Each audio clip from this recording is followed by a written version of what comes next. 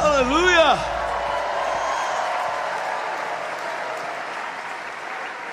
There is something that we must do and we must know. And the Lord has spoken to me very clearly about tonight. And I want you to understand something, that what we're facing right now is a time in history that no one has ever lived to see before until right now. Now, the prophets saw it in the days of old, but no one lived to see it until now. See, you were born into a world you were not created to live in. See, you were born into a world that had already fallen. Now, the Lord said to tell you something, so I'm going to tell you.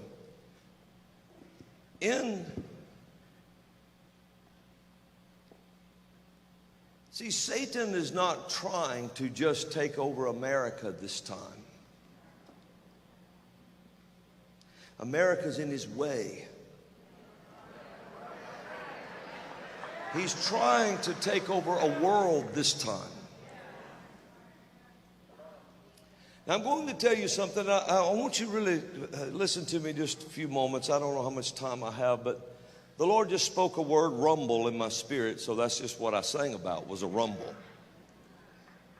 And just so that you know, Florida and Tennessee is about to come together in a big way, because revival blew in off the sea and it arrived in Tennessee.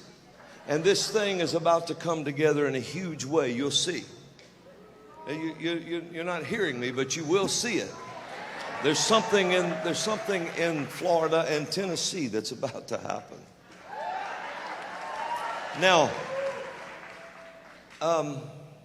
see, Satan this is the time he thought he had the world. He thinks he really has it this time. Now, what I'm going to tell you is this. Lord, how you want me to say that? I'll say it any way you tell me. See, Satan fights in cycles. He's not a very powerful being. If he was the hot rod he claimed to be, he would have killed you 2 seconds before you got saved. But all he could do was wait till you got saved and then tell you you didn't get saved. Yes, it's the truth. Now, I want you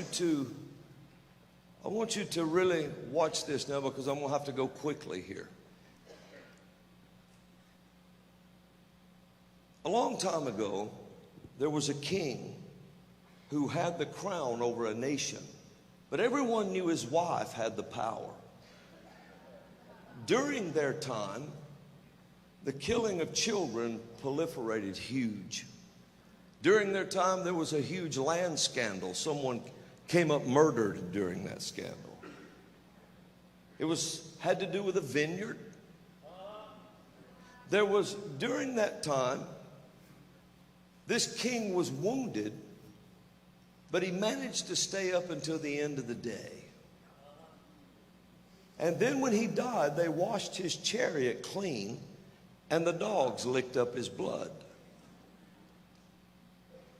Now, fast forward in history, and there was a president in this nation. He had the authority, he had the title, but everyone knew his wife had the power. During their time, the killing of children arose huge. During their time, there was a huge land scandal. During their time, and right after during the land scandal, someone came up murdered. Right after that happened, they vacationed in a vineyard called Martha's. During his time, he was wounded in the middle of his second term, But he managed to stay up until the end of his term. He was impeached, but he never left office. During his time, finally, in the old king's life, when he died, his wife decided she was going to run the nation. So she went back to run the nation. And when she did, the Lord raised up a war captain to come against her. So now when this war captain came against her, everybody knew this war captain because he drove so recklessly. They looked at him across the field coming at him, and one said, "Who is that?" He said, "I don't know. He drives like Jehu because he's reckless." So this war captain, he debated her, and they threw her off the wall. And the Bible was very specific about this, and it was the most unusual thing. It says that 2 or 3 eunuchs. It's usually very specific. But it said 2 or 3 eunuchs stepped out and threw her off the wall.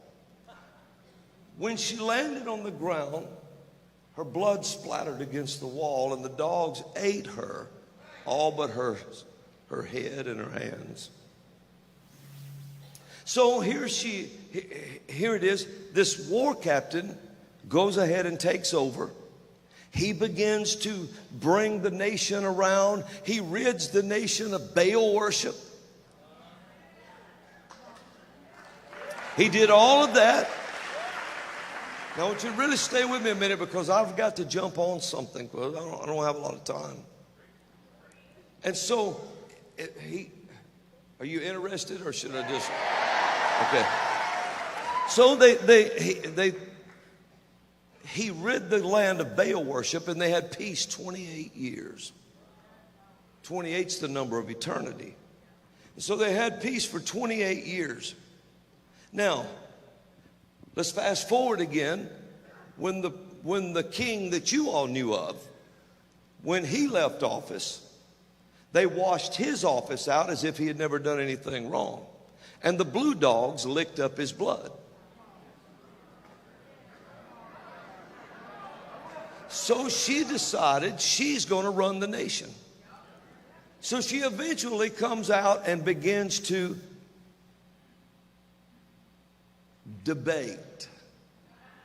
When she starts to debate, God raises up a war captain, just like in the old days. In the old days, the war captain's name was Jehu, son of Nimshi, which means freed from restraint. There was a modern war captain raised up. His name was John McCain, and he was famous for being freed from prison. And it was an exact parallel. And Satan can only fight in cycles. He's not a supernatural being. He fights in cycles, and he watches cycles. And he knows prophetic cycles. And he watches them very close, because he's a fallen being. So now he watches these prophetic cycles, and he began to notice one in 92. Now, what happened in this prophetic cycle? In the old one, the original thing with Ahab and Jezebel, what took place was Jehu had her thrown off the wall. He brought peace to the land, rid the land of Baal worship. But in the modern cycle, the modern Jehu didn't have enough in him to throw her off the wall. So her own people threw her off the wall. But Jehu McCain didn't run over her. Right there, Satan took a cycle, and one of the eunuchs became president. You're not listening to me. One of the eunuchs became the president, and the 28 years of peace were lost. That's why during Barack Obama's presidency, you felt like you had your head in a bag screaming and no one could hear you. It's because it was a time that wasn't supposed to happen for another 28 years. But of course the church didn't know it was coming because they voted all the prophets out. And there was no one to see it. Now you say, why are you telling me all of this? Because of this. There's something in warfare, and that's what I am as a warrior. See, I realize that I'm probably a little different than a lot of folks. But I'm a warrior. I eat and sleep that. And I'm going to tell you, there is something called the art of war. I want you to really pay attention. During the art of war, it's called ideological subversion. And what it means is to change the perception of a new reality. The Soviets were absolutely expert at this. It began in China 2,500 years ago by a man named Sun Tzu. Now, Sun Tzu wrote The Art of War that every Soviet soldier had to study. Most all the American soldiers have a copy of this, at least the leaders. And what it is it's how to win a war without any bloodshed, without anybody fighting. And it's done in 4 stages. The first stage is called demoralization. And what this is this is an out front, legitimate, on the front top, where everyone can see it. It's done in the open. What it is they have to begin to infiltrate colleges, schools, and it's a slow process of brainwashing, and it takes 15 to 20 years to bring the first stage of subversion about. Because they have to change the perception of reality. And it takes a whole educated class, a re-educated class of people to do this. This happened, and we graduated a subverted ideological group of people in this nation in the 60s. The first ones ever. Now you understand what the communist regime meant by when they said, we will destroy you without a shot being fired. Because ideological subversion has to be done by the willingness of the people. So they begin to infiltrate the schools. The colleges teach their ideology, their ideas, and they begin to graduate a class. And that group of people, after 15 or 20 years, takes over government, media. This is what you, and listen to this. In demoralization stage, once someone is demoralized, and it means to take away their hope, to change their ideas. Once it's completed, you can show them all the proof you want, and they cannot see it. The Soviets could take someone to a Soviet concentration camp, and they couldn't see it. And they said you would only see it when a military boot crashed your fat bottom. That was their words. So demoralization started, and we graduated the first classes of it in the 60s. This is why you see newscasters on television right now, that when you look at them and you tell them the truth in black and white, you show them pictures, you show them ideas, they look at you like a dog at a new pan. They just kind of turn their head like this and they look. It's because you're dealing with a subverted mind who absolutely believes what they're saying. And they cannot see the truth. Once a nation enters into demoralization, and once that stage is complete, and it takes 15 to 20 years to do that. Now you'll understand why Barack Obama said what he said in his interview in Peru once he wasn't the president anymore. He just kind of rubbed his head and he said, I don't know. Maybe we were 15 or 20 years too early. And all the newscasters wondered what he meant by that. They really had a big debate about it. He knew what he was talking about. They tried to push the whole 4 stages into being before it was time. And he said, if I'd have waited 15 or 20 years more, I could have done it. So once a nation is demoralized, the next stage they move them into is destabilization. Destabilization takes 2 to 5 years.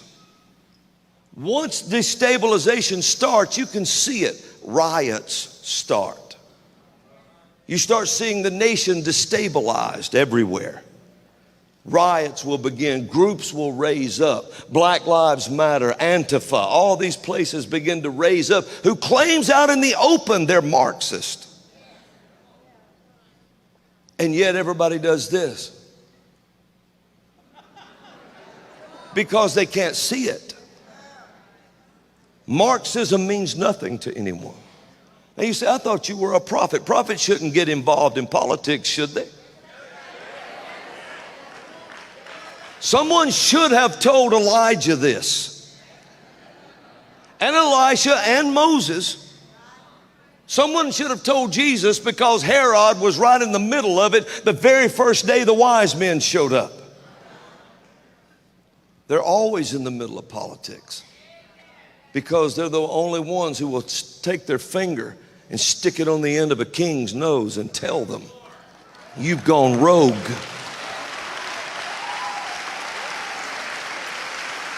So I want you to stay with me a minute now. I know. Brother Robin, you're too hard. You're just too hard.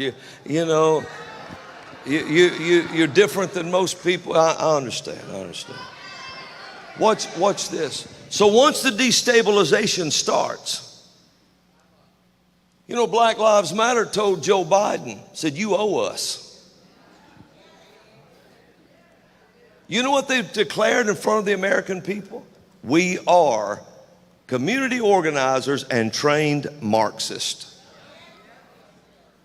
And their very website says they're communist. But people can't see it because they're demoralized. And so during the destabilization process, once they have the nation destabilized, they push it into what's the next stage. It's called crisis. They have to push it into crisis.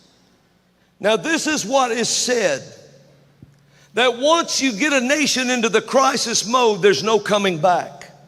You cannot pull them back. Once a nation is completely destabilized, completely demoralized, and you throw them into a crisis, it takes about 2 to 6 weeks to do that. And then they said there's no pulling back. The only thing that will pull them back is a civil war or a foreign invasion. Now, that's the only thing. And this is why you saw we invaded Grenada.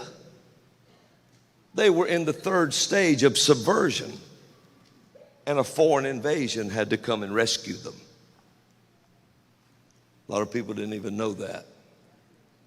When Czechoslovakia moved into the final stage, it's called normalization.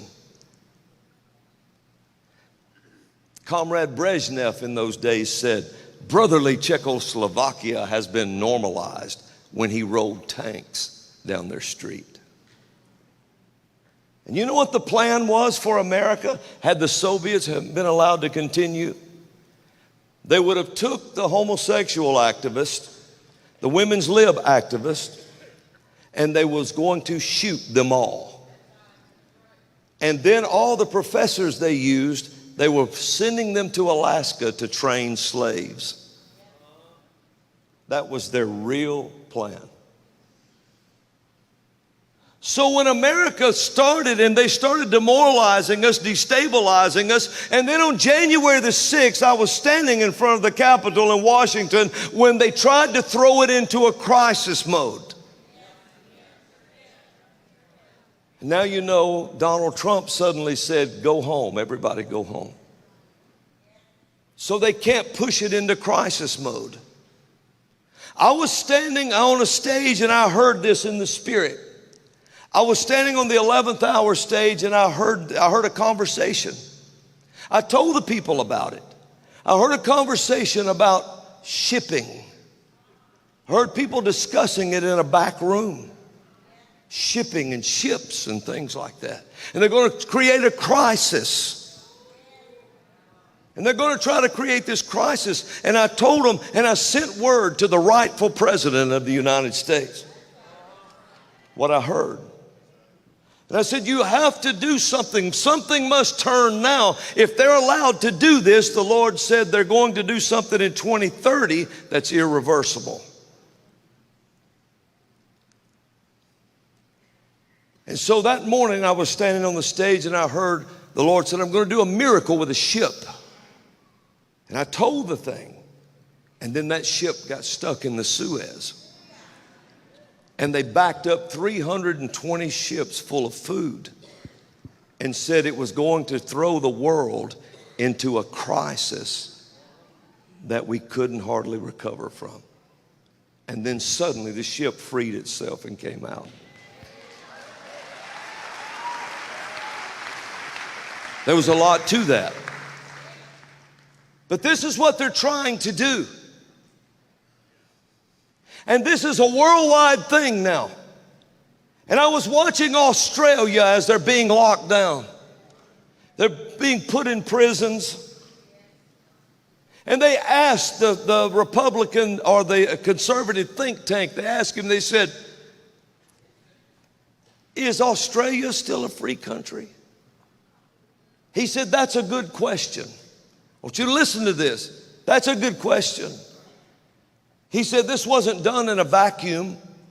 He said, what you see is the normalization.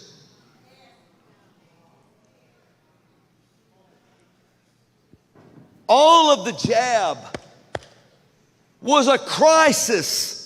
It was to throw you into a crisis, throw the world into a crisis, throw every nation into a crisis so that the next thing would be a normalized situation. I'm alone in here. There's nobody listening to what I'm telling you. You say, oh, this is just a political. No, it's not a political speech. I done told you I heard in the prophetic what took place. And now they're talking about the world's being normalized. They figure it's a crisis now to a point that you can't come back. I'm not making, this is exactly what's being talked about. They think it's a crisis already. It's one mask, two masks, three masks, and then one jab, two jab, three jab. Everything's got to keep going, keep going, keep going. It's all about to make you into a crisis mode over the tiniest killing machine on the whole spectrum of death. They know they're doing it. The new variant causes the sniffles. But people are lining up for it. Folks, I'm going to tell you something. God speaks to His church in their spirit, but He speaks to the rest of the world in their DNA. And encoded in their DNA is a cry for freedom. All over the world. It's in a human DNA. You were born free. You were born free. You were born free. That's in every human's DNA. You were born free. I've got to choose my words right. So the only way Satan can figure, you have to remember, as a man thinketh in his heart, so is he. The only way he will make a slave and keep a slave is to change that DNA.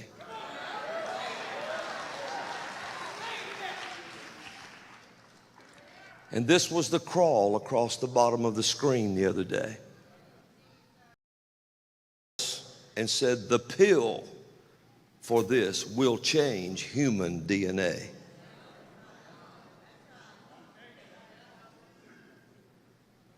Now, what's going on? The world is in a crisis mode. The only holdout as a nation is here.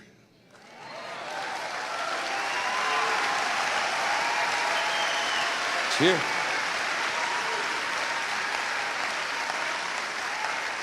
And they're finding it hard to deal with the born-again crowd. Yes, they are. They're finding it very hard to deal with us. So the Lord spoke this to me. He said, everything, when it gets to crisis mode, there's only two things will change it. One is a civil war, and one is a foreign invasion. He said, since there's not going to be a civil war, he said, I'm going to invade from heaven.